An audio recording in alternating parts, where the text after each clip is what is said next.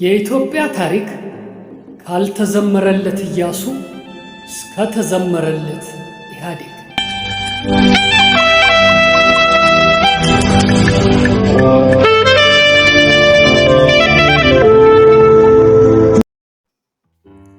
ደራሲ ፍስሐ ያዜ ካሳ።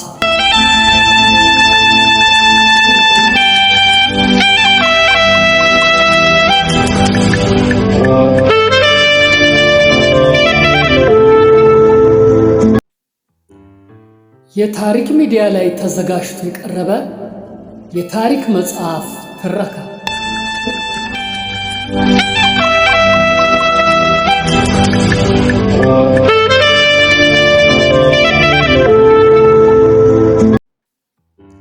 መጽሐፉ የታተመው በ2004 ዓመተ ምህረት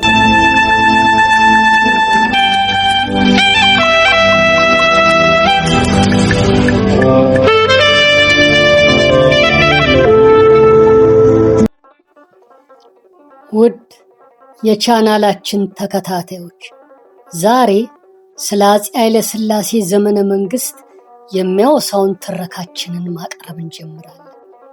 እናንተም ሙሉውን ትረካ በትኩረት እንድትከታተሉልን ላይክ በማድረግ ወዳጅነታችሁን እንድትገልጹልን የደወሏን ምልክት በመጫን ቻናላችንን ሰብስክራይብ እንድታደርጉልንና በኮሜንት ቦታ ላይም ማንኛውንም ሐሳብ አስተያየታችሁን እንድትለግሱን ሼር እያደረጋችሁም ለሌሎች እንድታዳርሱልን በትህትና እየጠየቅን አሁን ወደ ሙሉ ትረካው እናመራለን።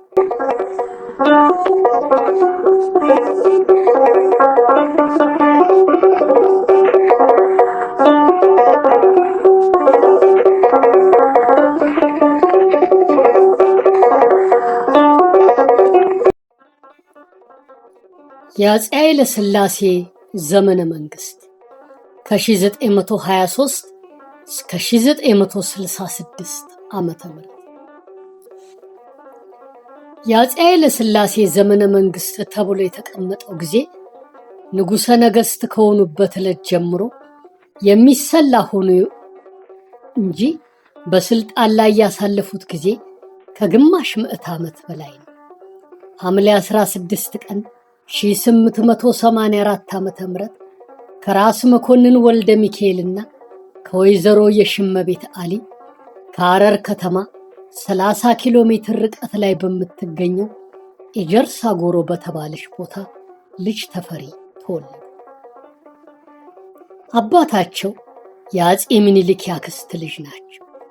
እናታቸው ወይዘሮ የሽመቤት አሊ ከተፈሪ በፊት 6 ልጆች ወልደው የነበረ ቢሆንም ሁሉም እንደተወለዱ ሞተውባቸዋል። አሁንም 7ኛውን ልጅ ተፈሪን ለመውለድ 2 ወራት ቀርቶኛል ብለው ሲያስቡ ድንገት በከባድ ምጥ ይያዙና ፈጣኑ ተፈሪ በተረገዙ በ7ኛው ወር ይወለዳሉ። ልጅ ተፈሪ እንደተወለዱ ቤተ ዘመድ እናቱ ካዩት እንደተለመደው ይሞታል በማለት ሕፃኑን እናቱ ሳያዩት ይዘውት ሄዳሉ።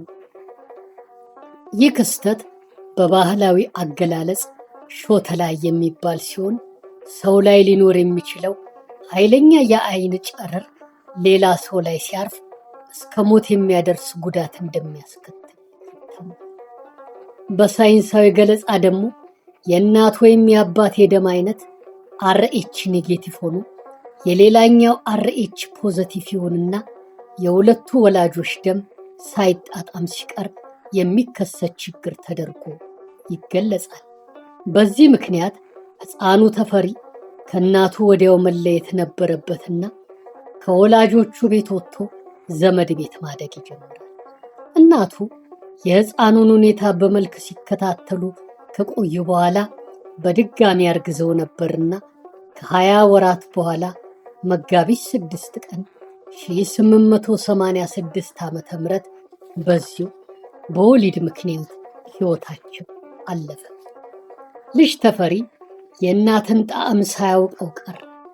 ከሕፃንነቱ ጀምሮ የአጎቱ የደጃዝማች ብሩ ኃይለ ማርያም ባለቤት ወይዘሮ ተሰሜ አባይ እርጋ ከምሩና ከልጃቸው ጋር አሳደጉት። በዚያም ሳሉ አባታቸው ራስ መኮንን የፈረንሳይኛ ትምህርት እንዲማሩ መምህር ቀጠሩላቸውና ልጅ ተፈሪ ትምህርታቸውን እየተከታተሉ አደጉ። በ10 ዓመታቸው በ1894 ዓ.ም ከሐረር ወደ አዲስ አበባ መጥተው ለመጀመሪያ ጊዜ ከአፄ ምኒልክ ጋር ተገናኝተው ወይም ተዋውቀው ተመልሰው ወደ ሐረር ሄዱ። አባታቸው ራስ መኮንን በ1898 ዓ.ም ህዳር 10 ቀን የደጃዝማችነት ማዕረግ ሰጥተው ጋራ ሙለታ የተባለውን አውራጃ ሾሟቸው። ተከታይ ልጄ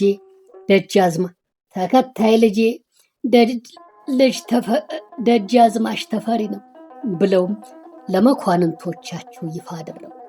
ልጅ ተፈሪ በ14 ዓመታቸው የደጃዝማችነት ማዕረግ እንዳገኙ ወዲያው በ1898 ዓ.ም መጋቢት 13 ቀን አባታቸው ራስ መኮንን ሞቱ።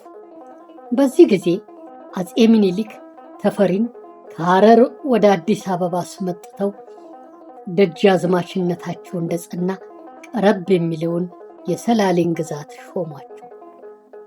ተፈሪ ግን ለተሰጣቸው ግዛት ሌላ እንደራሴ ወክለው በኢትዮጵያ ብቸኛ ትምህርት ቤት በነበረው በዳግማዊ ምኒልክ ትምህርት ቤት ገብተው ሐረር እያሉ የጀመሩትን ትምህርታቸውን ቀጠሉበት።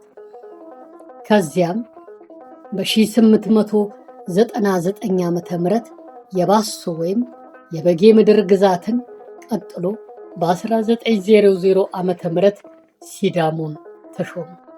ከ2 ዓመት በኋላም ሲዳሞን ትተው የአባታቸውን ግዛት ሰፊውን ሐረርጌንና አውራጃዋን እንዲያስተዳድሩ ተደረገ። የሐረርጌ ሕዝብም በደስታ ተቀበላቸው።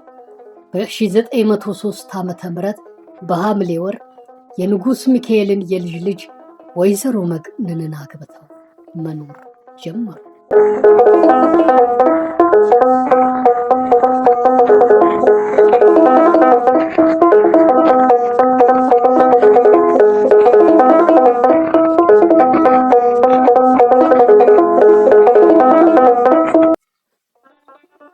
ደጃዝማች ተፈሪ በ19 ዓመታቸው ወይዘሮ መነንን አግብተው በ1905 ዓ.ም የመጀመሪያ ልጃቸውን ልዕልት ተናኘ ወርቅን ወለዱ። ከምኒልክ ሞት በኋላ ስልጣን የያዘው ኢያሱ በ1907 ዓ.ም ደጃዝማች ተፈሪን ከሐረርጌ ግዛት ሽሯቸው ወደ አዲስ አበባ መጥተው እንዲቀመጡ ተደረገና ወዲያው የከፋን ግዛት ሾሟቸው። ሆኖም ደጃዝማች ተፈሪ አልሄዱበትም።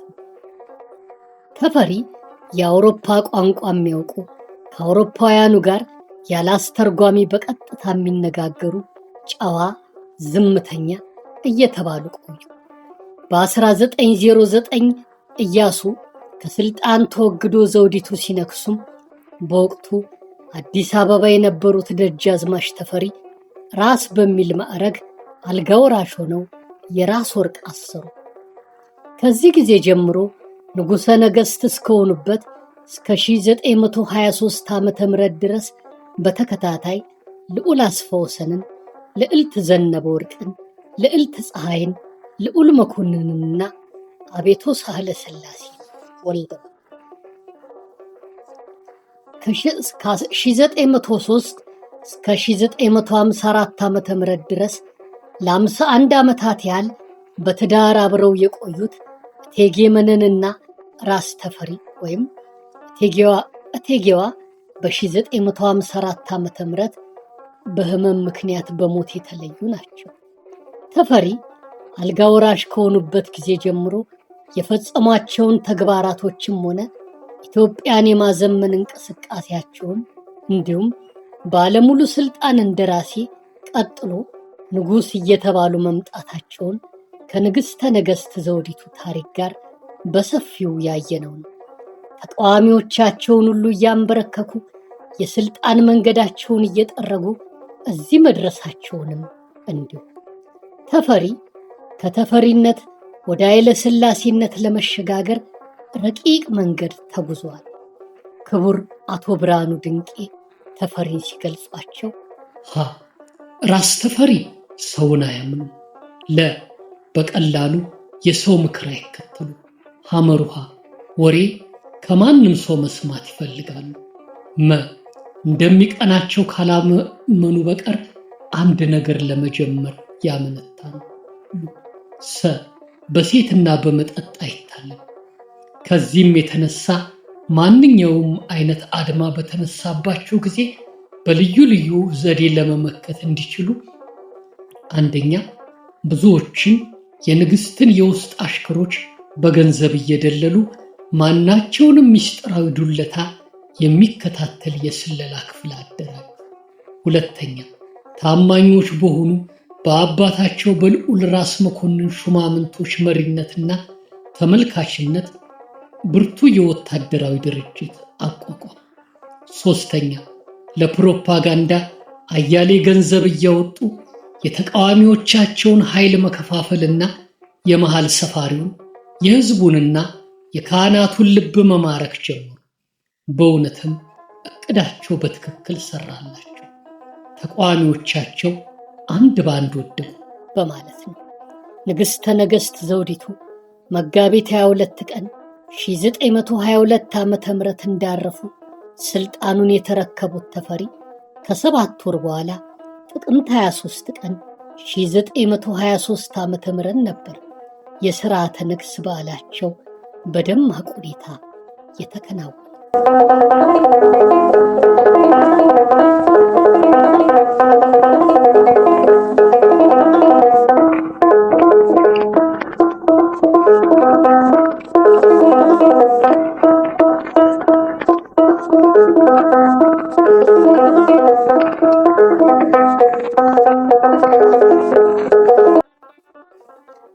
እነዚያ 7 ወራት በኢትዮጵያ ምድር ታይቶ የማይታወቅ የበዓል ማሸብረቂያ ዝግጅት የተካሄደባቸው ናቸው። ንጉሠ ነገሥቱና እቴጌዋ የሚጓዙበት ሰረገላ ከጀርመን ሀገር መጣ። ልብሱ ሁሉ በወርቅና በሐር የተሽቆጠቆጠ ነው። የአዲስ አበባ ክርንክስ ቤቶች እንዲወገዱ ተደረገ። መንገዱ አስፓልቱ ነው። የከተማ ፖሊሶች ለመጀመሪያ ጊዜ ዘመናዊ ዩኒፎርም ለበሱ። ቤተ መንግስቱና አካባቢው በኤሌክትሪክ ብርሃን አሸበረቀ። ዘውዲቱ ያሰሩት የሚኒሊክ ሐውልትም በበዓሉ ዋዜማ ነበርና የተተከለው ለአዲስ አበባ ውበት ተጨማሪ ግብዓት ሆኗል። በበዓሉ ላይም ጣሊያን ወክሎ የሶቮይ ልዑል፣ እንግሊዝን ወክሎ የግሎስተር መስፍን የተገኙ ሲሆን ከዚህም ባለፈ ከመላው አውሮፓ ጥሪውን አክብረው የታደሙ ከአሜሪካ፣ ከፈረንሳይ፣ ከጃፓን፣ ከጀርመን፣ ከግሪክ፣ ከስዊድን፣ ከሆላንድ፣ ከቤልጅየምና ከግብፅ በዓሉ 15 ቀን ሲቀረው አዲስ አበባ የገቡ ባለስልጣናት አገራቸውን ወክለው ተገኝተዋል። ስፍር ቁጥር የሌላቸው ጋዜጠኞችም አዲስ አበባን አጥለቅልቀዋት ነበርና የበዓሉን ድምቀት የመላው ዓለም ሕዝብ እንዲያውቀው አድርገዋል። በአጭሩ በአገሪቱ ብቻም ሳይሆን በአህጉሪቱ ታይቶ የማይታወቅ ደማቅ የንግስ በዓል ነበርና ብዙዎችን አስደንቆ አልፏል።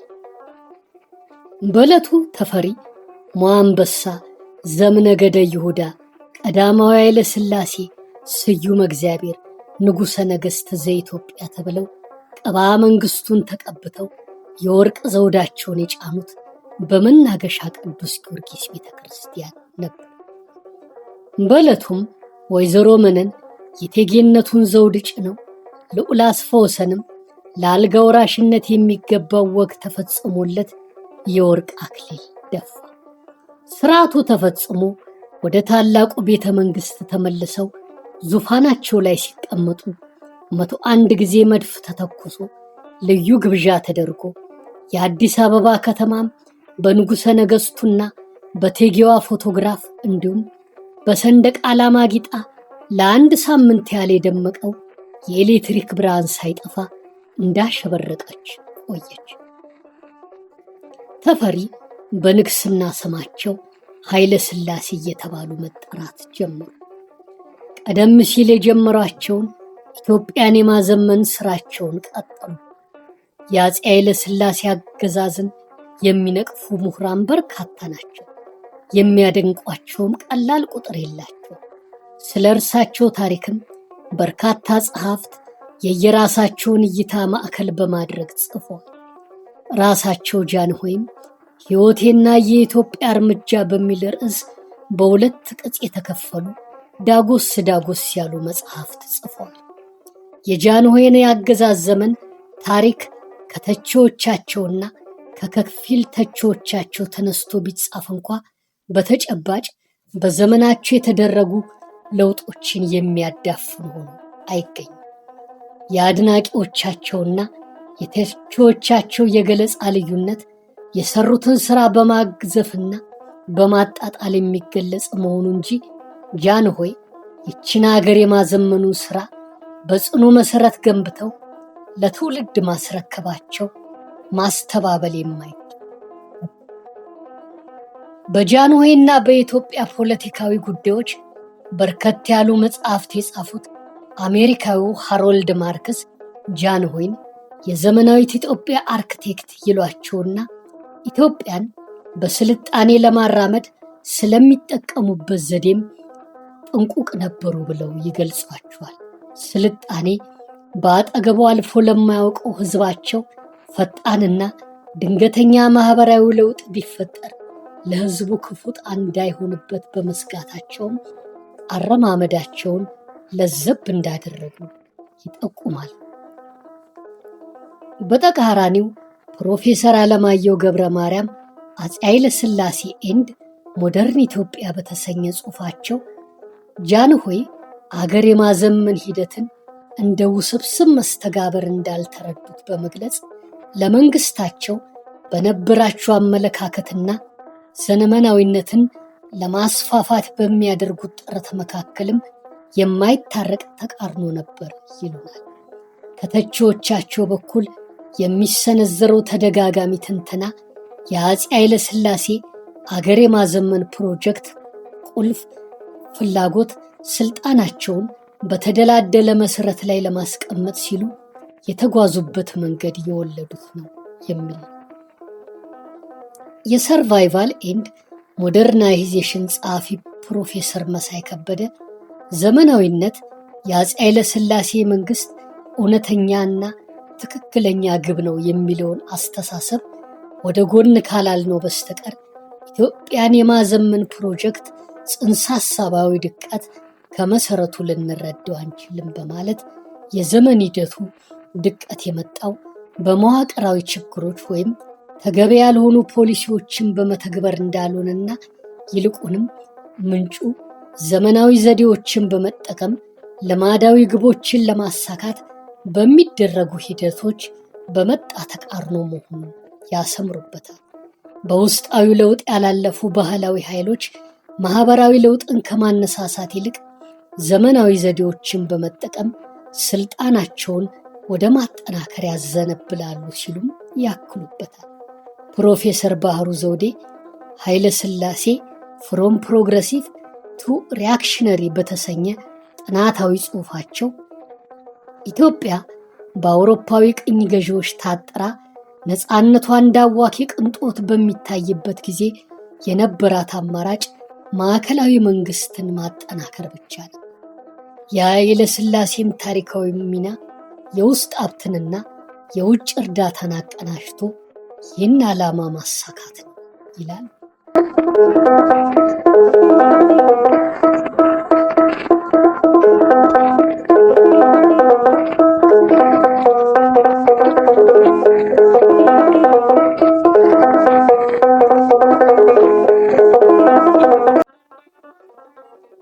እነዚህንና እነዚህን መሰል ትንታኔዎች ስናይ አፄ ኃይለ ሥላሴ በዘመናቸው ያከናወኗቸው ትልቅ ስራቸውን አፍቃሪ ስልጣንነታቸው እንደጋረደባቸው ወይም ስራቸው በበጎ ገጽታው ብቻ እንዳይታይላቸው ማድረጉን በቀላሉ እንረዳለን። ከዚሁ ጋር ተያይዞም ጎን ለጎን የሚነሱ የጃንሆይን ስብዕና የሚገልጹ ትንታኔዎች አሉ። ገሚሱ ደግ፣ ሩህሩህ እያለ ሲገልጻቸው፣ የተቀረው ጨካኝ፣ ምህረት የለሽ እያለ ይጽፋቸዋል። ይህንኑ ጉዳይ በተመለከተ ሁሉንም የሚያስማማ ሆኖ ያየሁትን ገለጻ አላስከትልና ወደ ዋናው ታሪካቸው እንለፍ።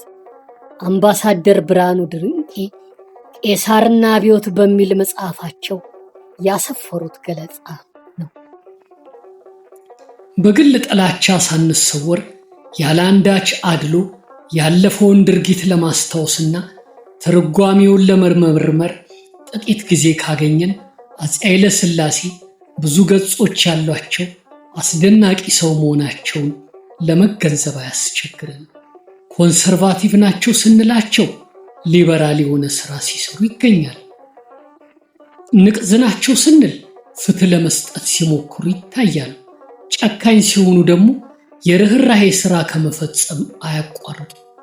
በቀለኛ ናቸው ሲሏቸው ምሕረት ያደርጋል። ይህ ቅያጤ ወይም ኮምቢኔሽን በምሳሌና በማስረጃ የሚደገፍ ፓራዶክስ ወይም ሊታመን የማይችል እውነተኛ ነገር ነው ይሉናል የዓይን እማኝ። አፄ ኃይለ ሥላሴ ንጉሠ ነገሥት እንደሆኑ የፈጸሙት የመጀመሪያ ተግባር በኢትዮጵያ ታሪክ የመጀመሪያ የሆነውን ሕገ መንግሥት ማጽደቅ ነበር። ከዚሁ ተግባራቸው ተነስተን እንቀጥላለን። የጃንሆይ ሕገ መንግሥት ፓርላማና ምርጫ አይነትና አደረጃጀቱ ዘመኑና ሁኔታዎች ይለያዩ እንጂ አፄ ኃይለ ሥላሴ የመሰረቱት መንግስት አፄ ቴዎድሮስ ሞክረው ያቃታቸውን አይነት ዘመናዊነትን የተላበሰው አስተዳደጋቸው የስልጡን አስተሳሰብ ባለቤት ያደረጋቸው ይመስላል። ኢትዮጵያን በአንድ የዘውድ ስርዓት ስራ አድርጎ ለመግዛት የቴዎድሮስ መሻት ነበር። የኃይለ ሥላሴም ተመሳሳይ ነው። ነገር ግን የተጠቀሙት ዘዴ ለየቅል ኃይልና ብልሃት። አፄ ኃይለ ሥላሴ የንጉሠ ነገሥትነት ስልጣኑን ስለያዙ ብቻ እፎይ ተብሎ እንደማይኖር ገብቷል። በግልጽ ስናየው እንደመጣ ነው ያለፉት ነገሥታት ከነገሱበት ጊዜ ጀምሮ ዙፋን ላይ ተቀምጠው ሳይሆን ኮርቻ ላይ ተቀምጠው ነበር የሚገዙት ለማለት ይቻላል። ሁሌ ዘመቻ ነው። እገሌ የተባለው መስፍን በጎንደር ተነሳ ይባል። ነገሥታት ወደ ጎንደር ጋልበው በኃይል አሳምነው መንገድ እንደጀመሩ የወሎ ባላባት ሸፈተ ይባል። በዚያው ወደ ወሎ፣ ቀጥሎ ሲዳሙ ወዘተ። ኃይል ሲጠፋ ጋብቻ እንደ አማራጭ ወሰዳል።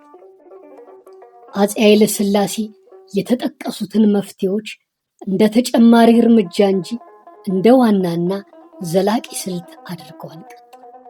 በአሳማኝ ዘዴና መሳፍንቱ፣ መኳንንቱ፣ ባላባቱም ሆኑ ሚኒስትሮች እንዲሁም ሌላው አካል በጣም የማይደነግጥበት በጣም የማይደሰትበት የተለሳለሰ ሕግ አቁሞ ንግስናቸውን ሕጋዊ መሰረት እንዲኖረው ማድረግ ነው። ያ ካልሆነ እንዴትም ሆኖ ተረጋግቶ መግዛት ማስተዳደርም ሆነ አገር ማሳደግና ሕዝብ ማሰልጠን አይቻልም። በአጠቃላይ የተዘበራረቀው ነገር ሁሉ መልክ መያዝ ነበር።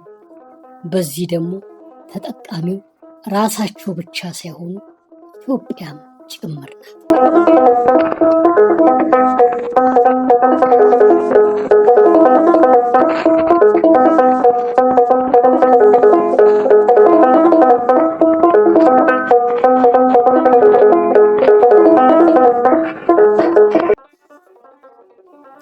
እናም የንጉሠ ነገሥትነት ስልጣኑን ከያዙ ከወራት በኋላ በዙሪያቸው ከነበሩ ምሁራን ጋር ተባብረው ሐምሌ 9 ቀን 1923 ዓ.ም በኢትዮጵያ ታሪክ የመጀመሪያ የሆነውን ዘመናዊ ሕገ መንግሥት አጸደቁ። በዚያን ጊዜ እንዲህ አሉ። ሕግ ለሰው ከሁሉ የበለጠ የሚጠቅም መሆኑን ማንም አይስተው። መከበርም መጠቀምም የሚገኙት በሕግ መተካከል የተነሳ መዋረድም መጎዳትም የሚመጡት በሕግ መጓደል የተነሳ ግፍና በደልም የሚመጡት ሕግ ባለማወቅ። የ1923 ሕገ መንግሥት ረቂቁ ከመጽደቁ በፊት አስፈላጊው ክርክር ተካሂዶበታል። በተለይ በመሳፍንቱና በመኳንንቱ መካከል ጠንከር ያለ የሐሳብ ግጭት የተነሳው በርስትና በጉልት ጉዳይ ነበር። የመሳፍንቱ ሐሳብ ኢትዮጵያ በትልልቅ አውራጃ ተከፍላ የመሳፍንቱ የበላይነት እንዳለ ሆኖ ግዛቱም የራሳቸውና ለልጅ ልጅም የሚያልፍ በጥቅሉ እንደ ቀድሞም እንዲቀጥል፣ ነገር ግን መሳፍንቱ በንጉሠ ነገሥቱና በመንግስቱ ላይ ወንጀል ሰርተው ከተመሰከረባቸው ከርስታቸው እንዲነቀሉ፣ በተረፈ እንደ ቀድሞ በየውስጣቸው ያለው የትናንሽ አውራጃ ባላባት ለእነርሱ እየገበረ እንዲኖር የሚል ወንጀል ሰርተው ቢገኙ እንኳ ሌላ መሳፍንት እንዲተካ መሆኑ። መኳንንቱና ሚኒስቴሮቹ ግን ኢትዮጵያ በትልልቅ አውራጃ ተከፍላ ለመሳፍንቱና ለባላባቶች ለልጅ ልጅ የሚያልፍ ርስት ሆና ከተሰጠች ወደፊት የሚነሳው ትውልድ እንደምን ሊሆን ነው? ሹመት በዘር ይሁን ከተባለ ቢማርስ ቢያገለግልስ ሹመትና ግዛት ካላገኘ ኢትዮጵያ ሀገሬና እህት ለማለት እንደምን ይችላል ብለው ተከራከሩ። ሲቀጥሉም ስለዚህ አሁን ያሉት መሳፍንትና ባላባቶች ጥፋት ካልተገኘባቸው በአገረ ገዥነታቸው ይቆዩ፣ ጥፋት ተገኝቶባቸው ቢሻሩ ወይም ቢሞቱ ግን በግዛታቸው ላይ ዕውቀትና ችሎታ ያለው ማንም ኢትዮጵያዊ እንዲሾምበት ይሁን በማለት ተሟገቱ። ከመሳፍንት ወገን ራስ ምሩ ከሚኒስትሮችና ከመኳንንቱ ጎን ሆነው ሐሳባቸውን ደገፉ። ብዙ ተከራከሩና በመጨረሻ አፄ ኃይለ ሥላሴ አንድ አስታራቂ ሐሳብ አቅርበው አስማሟቸው። ንጉሠ ነገሥቱ ለመሳፍንቱም ቢሆን ለሌሎችም የመንግስት አገልጋዮች ቢሆን ርስትና ጉልት ለመትከል ይችላል የሚል አንድ ክፍል ወይም አንቀጽ በሕገ መንግስቱ ይጻፍና ወደፊት አገልግሎታቸው እየታየ እንደሚያስፈልግ ይደረጋል እንጂ የፊውዳል መንግስት በዓለም ላይ መቅረቱን እያወቅን አሁን እንደገና ያንኑ አጽንተን በሕገ መንግስቱ መጻፍ ወይም ያለ ሕገ መንግስት መግዛት ማይገባ መሆኑን ለመሳፍንቱ አስረድተን ተጣርቶ ተጽፎ እንዲፈረም ይሁን በማለት ነገሩን ወረደ።